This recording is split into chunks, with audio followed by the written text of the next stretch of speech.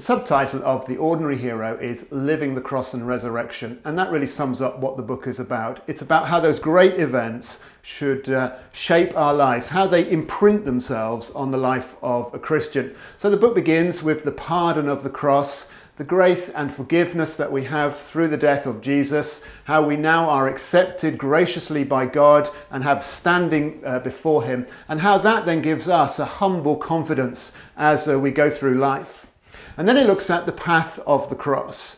And it's very striking when you look at the New Testament that again and again, when the writers call Christians to a certain way of living, they don't so much point to the life of Jesus as to the death of Jesus and to the sacrifice, submission, self-denial that we see there modelled in the death of Jesus. His path of love, seen in the cross, is to be the decisive mark of all aspects of Christian living. And that's really important. Jesus himself, when he called us to be his disciples, called us to deny ourselves, to take up our cross and follow him. And that really sets the standard for all aspects of our lives. And that works right from volunteering to do the dishes, right up to being willing to be martyred, all the way through. It's the cross that is shaping us.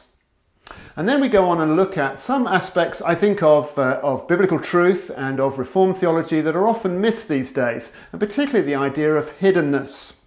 So we look at how we as Christians have power, the power of the resurrection, the life of the resurrection, the freedom of the resurrection, but in this life they take a kind of hidden form as we wait for the revealing of Christ's glory. So we have power, but it's power to be weak. We have life, but it's life to die. We have freedom, but it's freedom to serve. In other words, we live the life of the resurrection, but what it looks like in this life is the way of the cross.